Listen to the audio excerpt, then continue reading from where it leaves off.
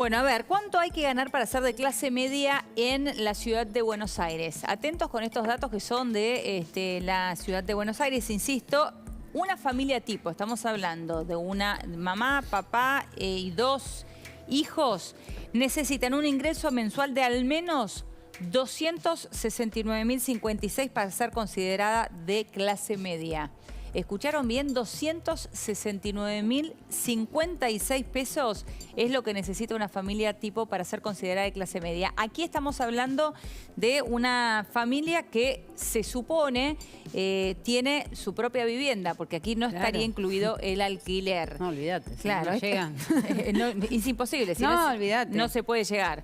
Esto se aplica a las familias propietarias de su vivienda. En esos casos, casi 270.000 informados, no se incluye el costo del alquiler. Un departamento de 3 ambientes en Capital Federal, ¿cuánto ronda? Los 144.000 pesos. Y aquí estamos haciendo un promedio entre aquellos barrios que son más caros y los más económicos, y aquellos que son los más económicos. Sí, hoy en Palermo está alrededor de 180.000 más o menos. Exactamente, y es el barrio más caro. De hecho, en realidad, cuando se hizo el trabajo para ver cuál de los barrios era el más caro, saben que se dejó directamente del lado Puerto Madero, adrede, porque allí los precios están directamente en dólares. Sí. Directamente en dólares. Por eso es considerado el más caro Palermo, que le sigue. Seguimos con la siguiente placa. A ver, con ingresos inferiores a 175.080 se está bajo el nivel de pobreza. Entre los 175.080 y hasta los 215.244, la familia se considera en la categoría no pobre vulnerable. Atentos con esto, 215.000 pesos estamos hablando. Mientras que un ingreso de hasta 269.000, que es lo que mencionábamos recién, lo ubica en el segmento del cual siempre nos hemos jactado de los argentinos, que es la famosa clase media, sector medio frágil. Y sí, hoy la media es frágil. Exactamente. Bueno, vamos a hablar con Andrés Borenstein, él es economista. Andrés, ¿cómo estás? Buenas tardes. Hola, buenas tardes, Leonora, ¿qué tal? Bien, muy bien. Gracias, Andrés, por atendernos. Bueno, la verdad que uno se queda impactado. Pensaba en esto de que era muy representativo de la Argentina, ¿no? La famosa clase media. ¿Estamos perdiendo la clase media en Argentina? Bueno, claramente la Argentina en sí se ha empobrecido. Ustedes piensen que nosotros tenemos el mismo nivel de actividad que hace 12 años, es decir, que con el incremento poblacional, el promedio de los argentinos somos 15% más pobres de lo que éramos hace 12 años, así que es lógico. Tenemos prácticamente 40% de pobreza. El dato lo va a dar a conocer el INDEC el 30 de marzo, o sea, de acá a 2 semanas.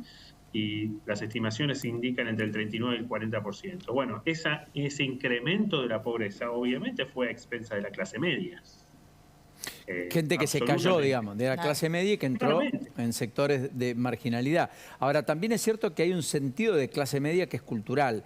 También ese sentido de pertenencia de clase media en términos culturales empieza a reducirse, porque cada vez en la base de la pirámide social hay nuevas generaciones que repiten la historia de pobreza de los padres. Por supuesto, y además por ahí uno de repente es de clase media, tiene un bajón en los ingresos y circunstancialmente entra en la pobreza y piensa que esto es transitorio. Entonces, y para alguna gente efectivamente puede ser transitorio, pero de repente no es transitorio. Entonces, al principio vos sos pobre pero te sentís de clase media, pero empiezan a pasar los meses y los años y te diste cuenta que tenés que bancártela, que tu situación no es de una clase media, que no te puedes ir de vacaciones, que tener un auto es un lujo. Y así, digamos, todas las cosas que uno se imaginaba de clase media, aunque sea vacacionar 15 días por año, tener un auto que no sea un mega auto importado, pero sí tener un vehículo propio, bueno, empieza a ser una cosa que muchas familias lamentablemente no pueden tener. Ahora, Andrés, esto tiene relación directa con la inflación indomable que tenemos en la Argentina, ¿no? Claro, porque la inflación, fíjense, por ejemplo, lo que pasó en 2022. Tuvimos 94,8% de inflación y el salario formal, es decir, el salario privado formal, le consiguió empatar a la inflación. ¿Qué pasa? Esa categoría de empleados formales es una categoría cada vez más pequeña, porque la mayoría de los empleos que se crearon en el año 2022 han sido o informales o monotributistas. Entonces, siendo independiente o siendo informal, empatarle, ya no te digo ganarle, empatarle a la inflación es muy difícil, porque vos no tenés un sindicato y aumentos de sueldo automáticos. Suponete incluso gente de clase media, gente que son profesionales, donde vos tenés un cliente, muy difícil ir todos los meses a tus clientes a decirle, mira, mis servicios aumentaron. Un contador que aumente honorarios, un abogado que aumente honorarios, porque además están regulados, un psicólogo que te aumente todo el tiempo, digamos, la terapia. Y muchas veces los clientes también tienen dificultades, entonces ese profesional a lo mejor dice, bueno, con tal de no perder el cliente, hago inflación menos 5 puntos, menos 10 puntos, bueno, y así una cosa va llevando a la otra, entonces ya sea, y esos son gente de nuevo, con instrucción, con capital humano, gente que todavía está en la clase media. Cuando pasás a trabajadores informales, gente que hace changas y todo eso, esa es gente que en general ha perdido mucho contra la inflación. Por eso los economistas solemos decir que la inflación es un impuesto a la pobreza. Claro. Porque vos ya tenés un problema de capital humano, ya tenés un problema en el mercado de trabajo, entonces la inflación te crea un problema adicional. Ahora, Andrés, en ese contexto el gobierno dice, bueno, pero tenés el uso de capacidad instalada, lo marcábamos recién, que lo dio a conocer el INDEC, es el mejor enero desde el 2015.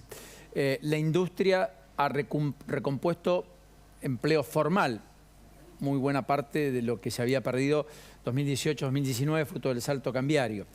Y el gobierno dice, y en términos de empleos formales, o de empleados, perdón, trabajadores, tenemos más de 13 millones, lo cual implica que hay más y no menos. Desasname un poco.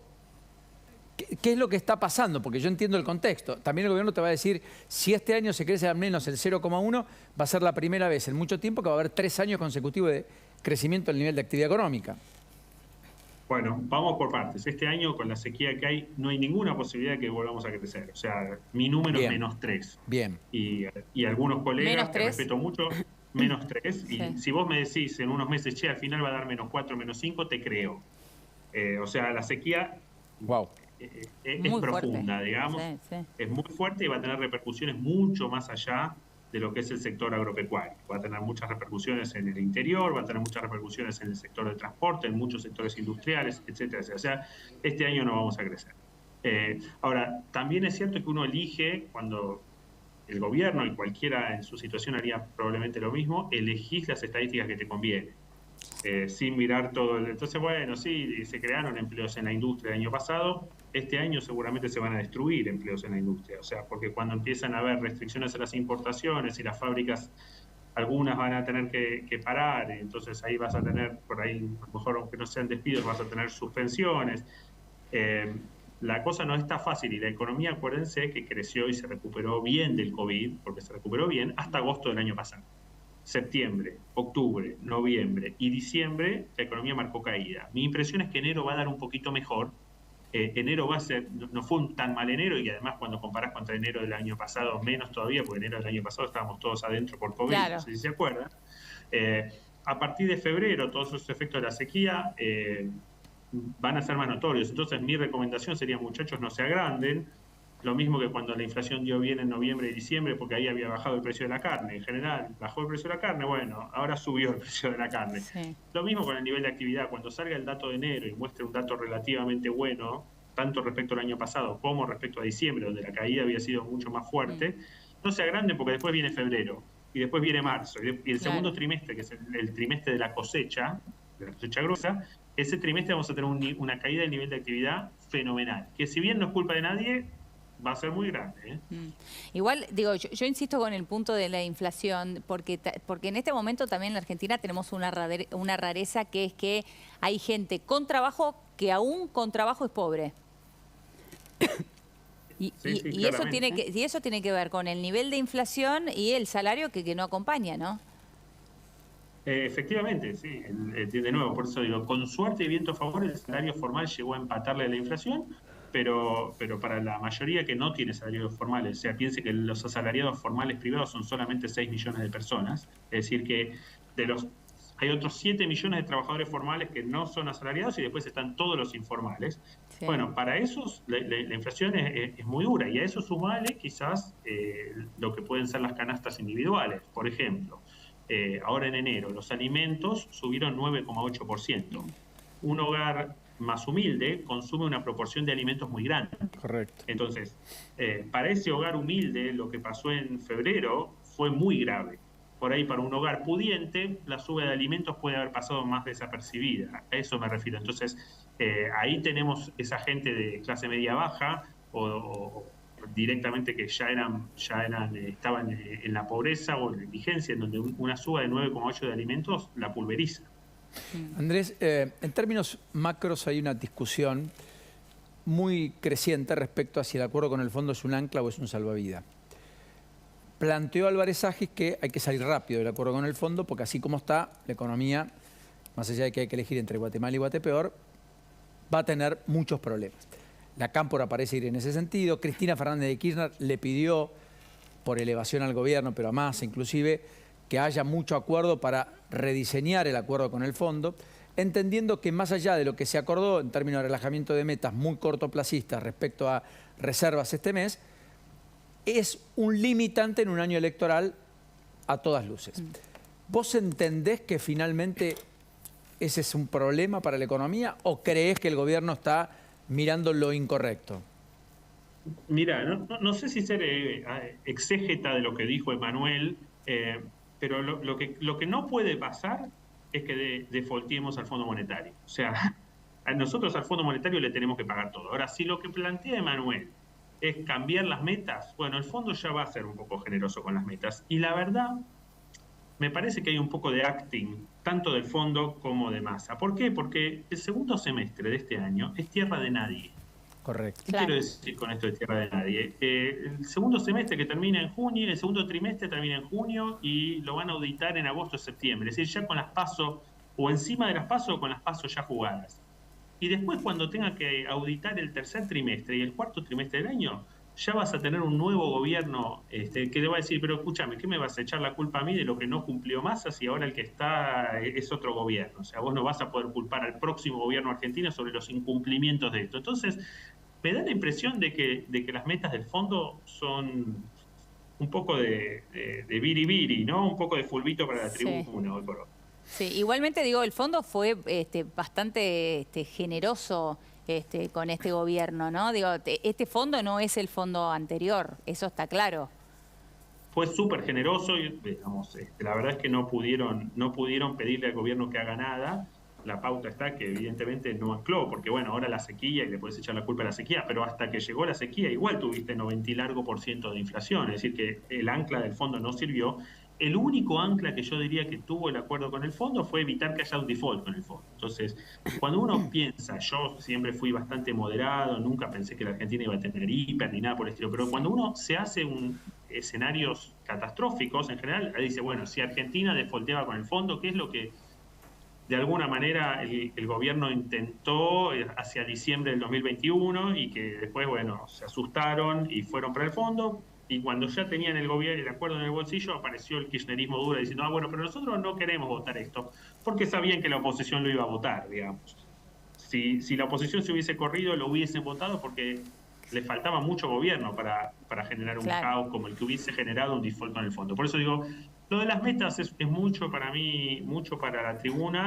Lo importante es que no dejemos de pagarle al fondo, es ser parias internacionales, un país del G20, estar en default con el Fondo Monetario, no sería para nada una buena noticia. Andrés, y lo último, al menos, en términos de la crisis financiera, ¿entendés que está circunscripta, acotada, que es, por cierto, preocupante para ocuparnos, pero que no es para el pánico, como dicen la mayoría? ¿O temés un efecto contagio y definitivamente una prolongación de la crisis financiera internacional? Mira, creo que no estamos en presencia de algo parecido a lo del 2008, pero sí es algo que hay que tomar con seriedad. O sea, vamos a ver un poco, me parece que la Reserva Federal y el gobierno americano reaccionó rápido como para evitar que esto se propague. Hoy está el tema de Credit Suisse y da la impresión de que las autoridades suizas también están reaccionando de una manera fuerte como para evitar que esto tenga consecuencias. Pero bueno, de nuevo, no es algo para minimizar, pero no, como dije antes, no creo que lleguemos al pánico que tuvimos 2008-2009. Claro. Andrés, un abrazo. Abrazos. Gracias, un beso. Hasta la próxima. Ahí estaba Andrés Bonestein.